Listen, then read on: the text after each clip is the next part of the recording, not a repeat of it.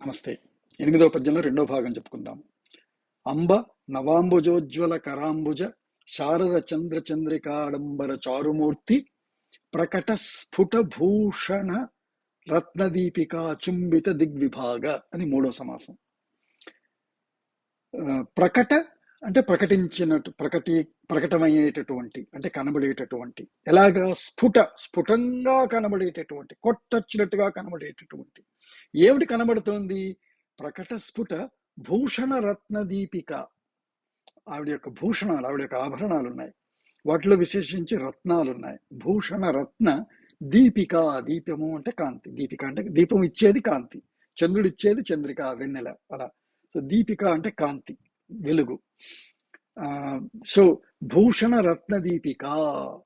ఈ భూషణ రత్న దీపిక ప్రకట స్ఫుటంగా ప్రకటం అవుతోంది. ఈ దీపక ఎంతవరకు వెలుగుతుంది? మామూలుగా మనం లైట్ వేసాం అనుకోండి, బెడ్రూమ్ వరకు వస్తుంది. స్ట్రీట్ లైట్ అయితే 4 ఇళ్ళు వరకు కవర్ చేస్తుంది. ఈవిడ వెలుతురు ఎక్కడ దాకా వెళుతుంది అని అంటే, రత్నదీపిక చుంబిత అంటే మామూలుగా భాషలో ముద్దు పెట్టుకున్నా అంటే దగ్గరికి వెళ్ళి అంటుకున్నా. ఎంత దగ్గరికి వెళ్ళి అంటుకుంది, ఎంత దూరంగా వెళ్ళి అంటుకుంది అని అంటే దిక్కులంత వరకు.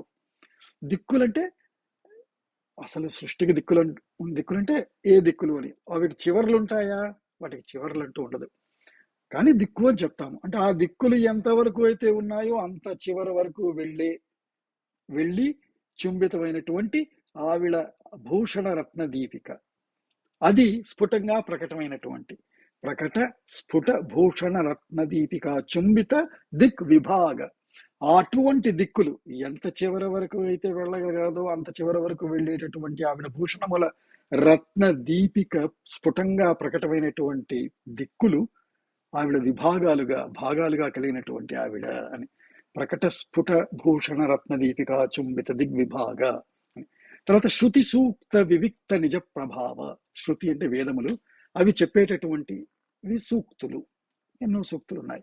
శృతి సూక్త వివిక్త అంటే అవి చెప్పేటటువంటి వివరములు, ఆర్ అవి చెప్పేటటువంటి ఎంతో ఏకాగ్రంగా చెప్పేటువంటి విషయాలు. నిజ ప్రభావ, అదే ఆవిడ యొక్క ప్రభావము, ఆవిడ యొక్క నిజమైనటువంటి అంటే సొంత ప్రభావం. ఎక్కడి నుంచో తెచ్చిపెట్టుకున్నావు కాదు, మనం చదువుకొని డిగ్రీ తెచ్చుకోవాలి. ఆవిడకి అవి సొంతంగా ఉన్నటువంటి ప్రభావం.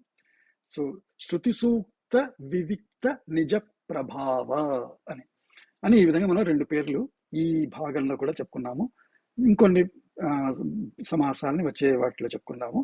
మీకు నచ్చుతాయి కాబట్టి కామెంట్ రాయండి, లైక్ చేయండి, షేర్ చేయండి, సబ్స్క్రైబ్ చేయండి. నమస్తే.